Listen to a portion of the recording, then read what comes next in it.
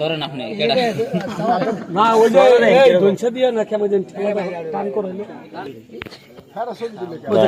পরে আসি। আচ্ছা, এই সাপটাকে আপনি ধরছেন? কোথা থেকে ধরছেন?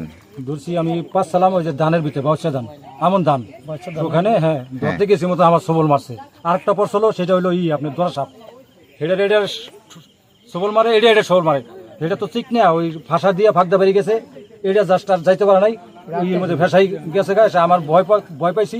পরে পোলাবান বল খেলতেছে, ওখানে তো নিয়ে যেয়ে উদ্ধার করে নিয়ে আসছে। আচ্ছা, তো আপনি যখন এটা দেখলেন তখন কি এটা কি যে চায়না দুয়ারের মধ্যেই ছিল? হ্যাঁ, চায়না দুয়ারের মধ্যেই ছিল। আচ্ছা, এটা কোথায় আপনি এই চায়না দুয়ার পাতেন? চায়না দুয়ার ওই নদীর সাইডে, মানে এই যে জায়গাটার নাম কি?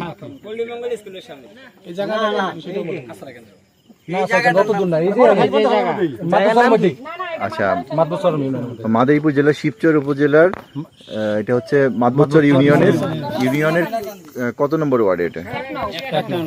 আচ্ছা, 1 নং ওয়ার্ডের গ্রামের নামটা একটু বলেন। আচ্ছা, পরে আপনি দেখার পরে কি চিনলেন এটা কি সাপ?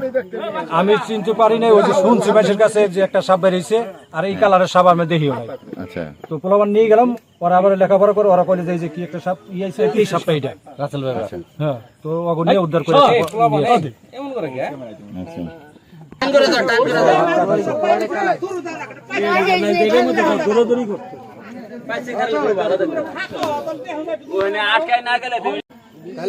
আচ্ছা, এই সাপ আরো 2টা মারছেন গতকাল, পরে মারে কি করলেন? আচ্ছা, মাটির তল ধর নাই। কোথায় পাইছিলেন? এটা পাইছিলাম বন্দর খোলা। কিসে? নদীতে নাকি? রাস্তার সাইডে, মেইন রাস্তার সাইডে। কুইলা মারছি ভাই, এর আগে 2টা।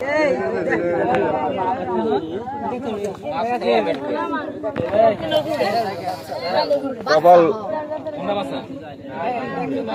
একটা মারা হয়েছে, পুরোটা সাইডে আবার লাগবে না হইলে।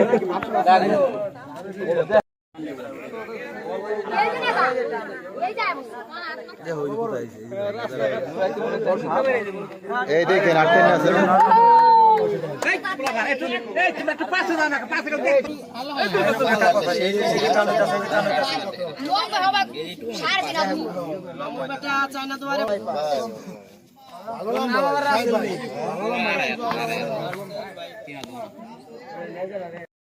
আপনি তো জানেন যে রাসেল ভাইপার সাপ খুবই ভয়ানক একটা সাপ। এটা শোনা, আমি মাগরিবের নামাজ পড়তেছিলাম, ওই অবস্থায় আমার ফোন আসে। আমি নামাজ শেষ করে আমি ফোন রিসিভ করি, তখন দেখি এটা কিন্তু আমারই মিনাবাড়ি, মানে এইটাই আমার এরিয়া। আমি তখন যখন জানলাম যে রাসেল ভাইপার ধরা পড়ছে, আমি দত্তপাড়াতে ছিলাম। আমি ওই অবস্থায় আমি এই জায়গায় উপস্থিত হয়ে আমি দ্রুত থানায় যোগাযোগ করি। থানা থেকে বন বিভাগের নাম্বার আমাকে দেয়, আমি বন বিভাগেও যোগাযোগ করি।